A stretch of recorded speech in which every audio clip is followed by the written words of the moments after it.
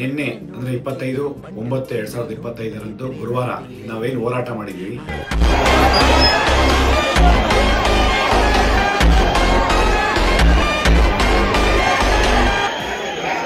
ಇದು ಇತಿಹಾಸದಲ್ಲಿ ಉಳಿಯುತ್ತೆ.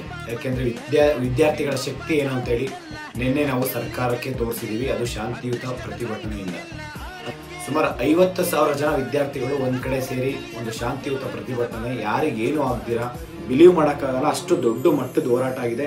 ಬರೀ ನಮ್ದು ರಾಷ್ಟ್ರ ಮಟ್ಟಕ್ಕಲ್ಲ, ಅಂತಾರಾಷ್ಟ್ರ ಮಟ್ಟಕ್ಕೆ ನಮ್ಮ ಹೋರಾಟ ತಲುಪಿದೆ. ಇವತ್ತು ಇಂಟರ್ನ್ಯಾಷನಲಿ ಇವತ್ತು ಚರ್ಚೆ ಆಗ್ತಾ ಇದೆ ಅಂತಂದ್ರೆ ನಮ್ಮ ಹೋರಾಟ. ಸರ್ಕಾರ ಯಾಕೆ ಎಚ್ಚೆತ್ಕೊಳ್ತಾ ಇಲ್ಲ, ಯಾಕೆ ಒಂದು ಸ್ಟೇಟ್ಮೆಂಟ್ ಹೇಳ್ತಾ ಇಲ್ಲ ಅಂತ ಗೊತ್ತಾಗ್ತಾ ಇಲ್ಲ.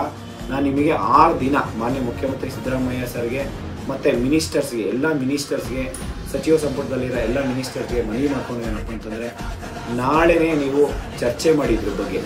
ಯಾಕೆಂದರೆ ಇದು ನೀವು ಏನು ಅಂದ್ಕೊಂಡಿದ್ದೀರಾ, ತಮಾಷೆ ಅಂತ ಅಂದ್ಕೊಂಡಿದ್ದೀರಾ.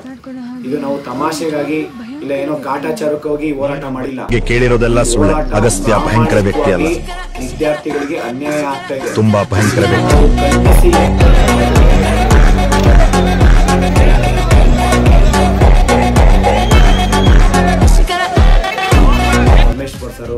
ಈ ಕೂಡಲೇ ನೇಮಕಾತಿ ಪ್ರಾರಂಭಿಸಿ. ಪೊಲೀಸ್ ಡಿಪಾರ್ಟ್ಮೆಂಟ್ ಅಲ್ಲಿ ಸಾವಿರಾರು ಹುದ್ದೆ ಖಾಲಿದೆ, 20,000ಕ್ಕೂ ಹೆಚ್ಚು ಹುದ್ದೆ ಖಾಲಿಗಳಿದ್ದಾವೆ. ಈ ಕೂಡಲೇ ನೇಮಕಾತಿ ಪ್ರಕ್ರಿಯೆ ಪ್ರಾರಂಭ ಮಾಡಿ. ಮತ್ತೆ ನೀವು ಮಧು ಬಂಗಾರಪ್ಪ ಸರ್ಗೆ ಶಿಕ್ಷಣ ಸಚಿವರಾಗಿ ನಾನು ನಿಮ್ಗೆ ಹೇಳ್ತಾ ಇದ್ದೀನಿ. ಯಾಕೆಂದ್ರೆ ಸುಮಾರು ನಿಮ್ಮ ಇಲಾಖೆಯಲ್ಲಿ 70,727 ಹುದ್ದೆ ಖಾಲಿ ಇದೆ.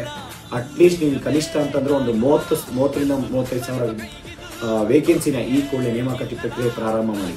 ಇಲ್ಲ ಅಂತಂದ್ರೆ ಮುಂದಿನ ಹೋರಾಟ ಯಾವ ರೀತಿ ಇರುತ್ತೆ ಅಂತಂದ್ರೆ ನೀವು ಊಹೆ ಮಾಡೋಕ್ಕಾಗಲ್ಲ. ಪ್ರತಿ ಜಿಲ್ಲಾವಾರು ಹೋರಾಟ ಮಾಡ್ತೀವಿ ನಾವು. ಯಾವುದೇ ಕಾರಣಕ್ಕೂ ಈ ಹೋರಾಟ ನಿಲ್ಲಲ್ಲ. ನಾವು ಈ ಹೋರಾಟ ನಿಲ್ಲಿಸ್ಬೇಕಂತಂದ್ರೆ ನಮ್ಮ ಬೇಡಿಕೆ ಈಡೇರಿಸಬೇಕು. ಲಕ್ಷಾಂತರ ವಿದ್ಯಾರ್ಥಿಗಳು ನಾವು ಒಂದು ಕಡೆ ಸೇರ್ತೀವಿ ನಾವು. ದೇವಾ, which one do you want?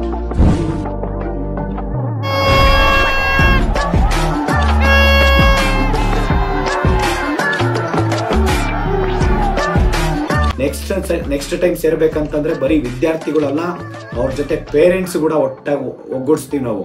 ಅದ್ರ ಜೊತೆ ಕನ್ನಡದ ಸಂಘಟನೆಗಳೇನಿದೆ ಅಷ್ಟು ಜನನ ಒಗ್ಗೂಡಿಸ್ತೀವಿ ನಾವು.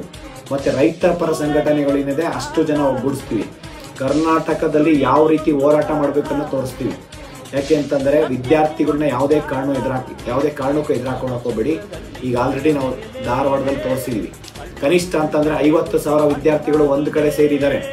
ಅರ್ಥ ಮಾಡ್ಕೊ. ಇದಕ್ಕೆ ಪರಿಹಾರನೇ ಇಲ್ವಾ? ಇದೆ. ಅವ್ನ್ ಬಂದು ಕಾಪಾಡ್ತಾನೆ, ಇವನ್ ಬಂದು ಕಾಪಾಡ್ತಾನೆ. ಈ ಆಕ್ಟರ್ ಪಕ್ಷ ಮಾಡಿದ್ರೆ ಆ ಆಕ್ಟರ್ ಪಕ್ಷ ಮಾಡಿದ್ರೆ ಚೆನ್ನಾಗಿರುತ್ತೆ ಅಂತ ನಂಬಿಕೆನ ಇನ್ಯಾವನ ಮೇಲೆ ಇಡೋದ್ರ ಬದಲು ನಿಮ್ಮ ಮಕ್ಕಳ ಮೇಲೆ ಇಡಿ. ನನ್ ಮಗ ಡಾಕ್ಟರ್ ಆಗ್ಬೇಕು, ನನ್ ಮಗಳು ಇಂಜಿನಿಯರ್ ಆಗ್ಬೇಕು ಅಂತ ಆಸೆ ಪಡ್ತೀರಲ್ಲ, ನನ್ ಮಗು ಒಳ್ಳೆ ಮನುಷ್ಯ ಆಗ್ಬೇಕು ಅಂತ ಆಸೆ ಪಡಿ. ಇನ್ಮೇಲೆ 20 ವರ್ಷ ಅವ್ರ ಭವಿಷ್ಯದಲ್ಲಿ ಕರಪ್ಷನ್ ಅನ್ನೋದು ಕೆಟ್ಟ ಪದ ಅಂತ ಗೊತ್ತಾಗ್ಬೇಕು. ಒಂದು ತಲೆಮಾರು ಪೂರ್ತಿ ಚೆನ್ನಾಗಿ ಬೆಳೆದ್ರೆ ಅದರಿಂದ ಬರೋ ನಾಯಕ ಕೂಡ ಒಳ್ಳೆಯವನಾಗಿರ್ತಾನೆ.